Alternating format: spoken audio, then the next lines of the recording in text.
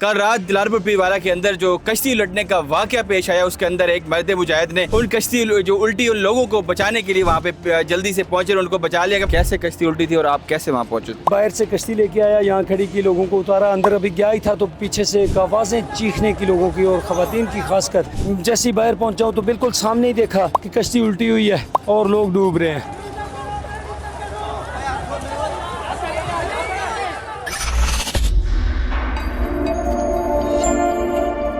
जी, जलालपुर पीरवाला के अंदर सैलाबी सूरत हाल दिन ब दिन शिद्दत इख्तियार करती जा रही है। यहाँ पे लोगों को इवैक्यूएशन का सिस्टम भी तेज़ किया गया है, फलाई तंजीमें भी बढ़ चढ़ कर काम कर रही हैं। कल रात दिलारपुर पीरवाला के अंदर जो कश्ती लटने का वाकया पेश आया, उसके अंदर एक मर्द मुजाहिद ने उन कश्ती जो उल्टी उन लोगों को बचाने के लिए वहाँ पे जल्दी से पहुंचे और उनको बचा लिया। हमारे साथ बाबर भाई मौजूद, इनसे बात करते हैं। भाईजान बताइएगा क्या वाकया हुआ और सारी सूरत हाल बताएं, कैसे कश्ती उल्टी थी और आप कैसे वहाँ पहुँचे थे? कुछ चीज़ें हैं जो गैर वाज़ेह हैं अभी, क्योंकि वो जो भाई बोट लेके आया था या जो फैमिली थी उन सबको फौरी तौर पे हॉस्पिटलाइज कर दिया गया। हॉस्पिटल चले गए तो उनसे डायरेक्ट बात ज़्यादा नहीं हो सकी। लेकिन जो बात यहाँ पे हुई जिस टाइम हुआ, ये हमारा कैंप है, अंदर हमने अपना कंट्रोल रूम यहाँ पे रखा हुआ है। फर्स्ट दिन से ही जिस दिन यहाँ पे सैलाब आया जलालपुर पीरवाला में तो यहाँ पे मौजूद है, तो हमारा कंट्रोल रूम अंदर स्कूल में। मैंने आप बाहर से कश्ती लेके आया, यहाँ खड़ी की लोगों को उतारा, अंदर अभी गया ही था तो पीछे से आवाज़ें चीखने की लोगों की और ख़वातीन की खासकर एक शिद्दत थी तो चीखने की लोगों की। जैसे ही बाहर पहुँचा हूँ तो बिल्कुल सामने ही देखा कि कश्ती उल्टी हुई है और लोग डूब रहे हैं। तो टीम मेरे साथ थी।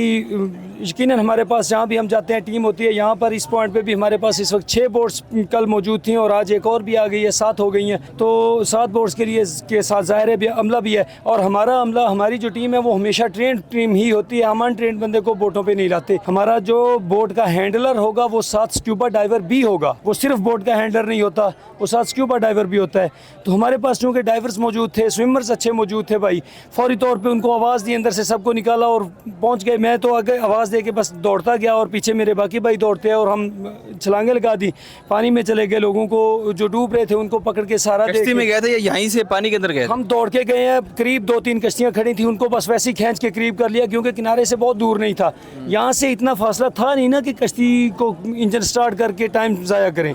वहाँ पर भी उस टाइम कश्तियाँ 1-2 करीब मौजूद थी जो किनारे के साथ लगी हुई थी, पहले से आई थी, तो उन्हीं कश्तियों को इस्तेमाल किया हमने। उनको बस खींच के अंदर जो है ना अपने पास करीब कर लिया और लोगों को उठा उठा के कश्तियों के ऊपर फेंकने शुरू कर दिया। ऊपर भाई खड़े थे वो ऊपर खींचने लगे। जो किनारे के करीब ज़्यादा थे उनको किनारे की तरफ, जो कश्तियों के करीब थे तो दोनों साइडों पे 2 कश्तियाँ और सामने किनारा था और लोगों को तीनों साइडों पे रेस्क्यू करना शुरू कर दिया गया। अच्छा, कितने लोग उसके अंदर वहाँ उस टाइम फंसे थे और कितने लोगों को कैसे बचाया?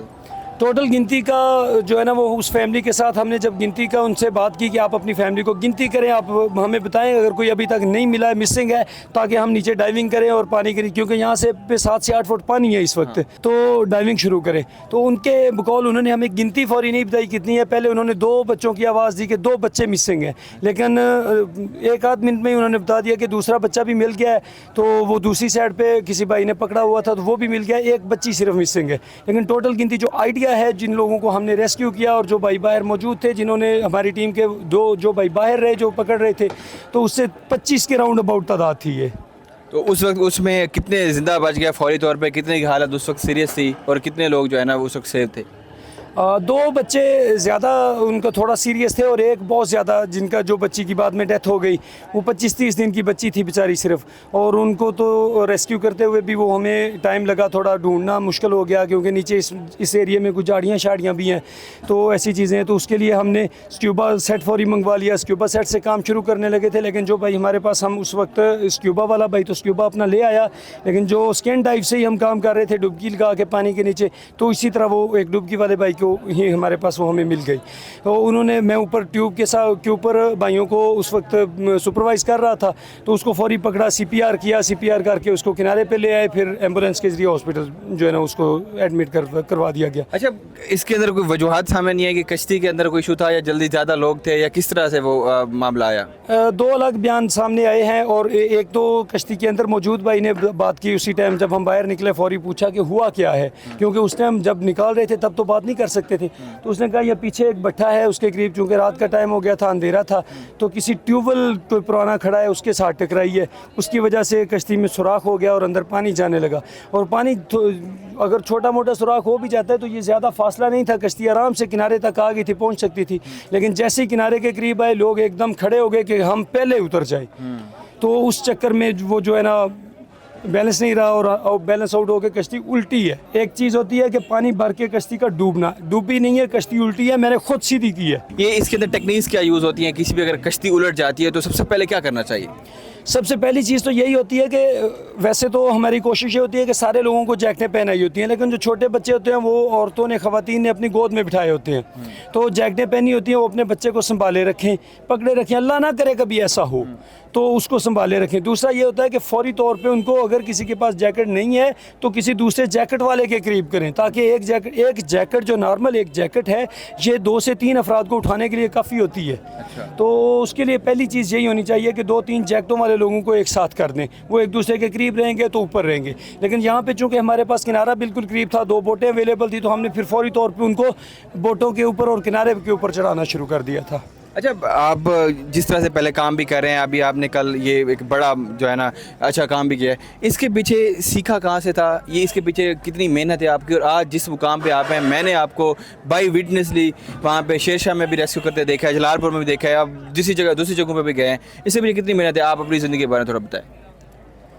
हमारा अपना मरकज़ी मुस्लिम लीग शोबा खिदमत खलक का वाटर रेस्क्यू के हवाले से, फायर रेस्क्यू, रोड एक्सीडेंट्स के हवाले से अपना एक ट्रेनिंग सिस्टम है।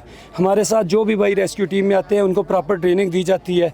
मैं ख़ुद बेसिक एक ट्रेनर हूँ और पिछले 15 साल से ट्रेनिंग दे रहा हूँ भाइयों को। नए भाई जितने भी आते हैं उनको ट्रेनिंग भी देते हैं। हमारे पास ट्रेनर्स की एक अलग से टीम है प्रॉपर, और कोशिश करते हैं कि हमारे पास कोई भी भाई जो है उसको पहले नॉर्मल हालात में, फ्लड में आके नहीं, नॉर्मल हालात में पहले ट्रेन किया जाए, फिर उसको यहाँ पे काम पे लाया जाए। जिस तरह से आप रेस्क्यू करते जा रहे हैं, यहाँ पे एक चेहरा तो हम देख रहे हैं कि आवाम जो है ना बेचारी रूल भी रही है, उनको सपोर्ट भी नहीं किया जा रहा। दूसरा चेहरा क्या है, मुश्किलात क्या आ रही हैं, लोगों की तरफ रिस्पॉन्स कैसा है? और जब आप वहाँ से रेस्क्यू करने के लिए ऑपरेशन में जा रहे हैं, वहाँ क्या मुश्किलात आ रही हैं? मुश्किलात तो यकीनन जब एमरजेंसी के हालात होते हैं तो होती ही होती हैं। अब इस वक्त यहाँ पे जो हालात हैं, लाखों लोग डूबे हुए हैं और एक कश्ती जो जाती है तो वो यकीनन उसकी अपनी एक कैपेसिटी है, लेकिन आगे जिस बस्ती में वो पहुंचती है वहाँ पे लोगों की तादाद बहुत ज़्यादा है, तो ज़्यादातर लोग कोशिश करते हैं कि ज़्यादा से ज़्यादा लोगों को कश्ती में वो बैठ जाएं, चढ़ जाएं। तो सबसे बड़ी मुश्किल है कि उनको तरतीब के साथ बिठाना, उनको समझाना कि इस बोट पे इतने लोग जाएंगे, उसके बाद बाकी लोग जाएंगे। जैसे यहाँ आप किनारे पर ही देख लें, जिनके लोग अंदर हैं उनके कुछ लवाकिन, उनकी फैमिलीज़ के या कोई कज़न्स, भाई बहन, जो कोई बाहर काम करता था तो वो सारे बंद पे जमा हुए। तो यहाँ उनकी तरफ से भी सबसे ज़्यादा प्रेशर ये होता है कि जैसे ही किनारे पर बोट लगती है, हम जो उनको पहले एवैक्यूएट करके उनको रेस्क्यू करके लाते हैं, उनको बाहर निकालते हैं, तो 10-10 लोग बोट में बैठ जाते हैं। उनको समझाना कि भाईजान 10 लोगों को यहाँ से लेके जाएंगे तो वहाँ से कितनों को ला पाएंगे, तो बात को समझे और सब्र करें, हो जाएगा इंशाल्लाह। करेंगे, सबके लिए जा रहे हैं, लेकिन बारी बारी जाएंगे, क्योंकि अगर ज़्यादा लोगों को यहाँ से लेके जाएंगे, और ये सिचुएशन यकीनन एमरजेंसी के हालात हैं, यकीनन हर शख्स मजबूर है, और यकीनन हमारे पास वसाइल कम होने की वजह से हर बंदा चाहता है कि मेरे अजीज़, मेरे अकारब, मेरे लोग फ़ौरी तौर पर पहले टाइम पर रेस्क्यू हो जाए। लेकिन वसाइल के मुताबिक जितने वसाइल हैं उसी हिसाब से काम होने, और उसके लिए मुश्किलात हैं, और उसको तरतीब देते हैं, कोशिश करते हैं, लोगों को समझाते हैं, लोगों के साथ उनको बात करते हैं, बार बार हर चक्कर पे ये चीज़ होती है। अच्छा, आखिर में ये बताइएगा, आपने विजिट भी किया है, कितने लोग होंगे ज़्यादातर अभी जो मैसूर है, और कितने दिन लग सकते हैं इन तमाम ऑपरेशन में और सबको रेस्क्यू करने में? अल्हम्दुलिल्लाह बहुत सारे लोग रेस्क्यू हो चुके हैं, हाफ से ज़्यादा आबादी रेस्क्यू हो चुकी है। कुछ आबादियाँ कुछ ऐसी भी हैं जो दरिया के इलाकों में, कुछ टिब्बियाँ, कुछ ऊंची जगह भी होती हैं। बहुत सारे लोगों को हमने ये कोशिश की है कि करीब जो ज़्यादा गहराई में थे उनको एक बार उठा के ऊंची जगहों पे जो है ना पहुंचा दिया है। किनारे पे लाना अगर दूर था तो पहले उनको वहाँ से उठा के, और अब उनको बाहर की तरफ ला रहे हैं।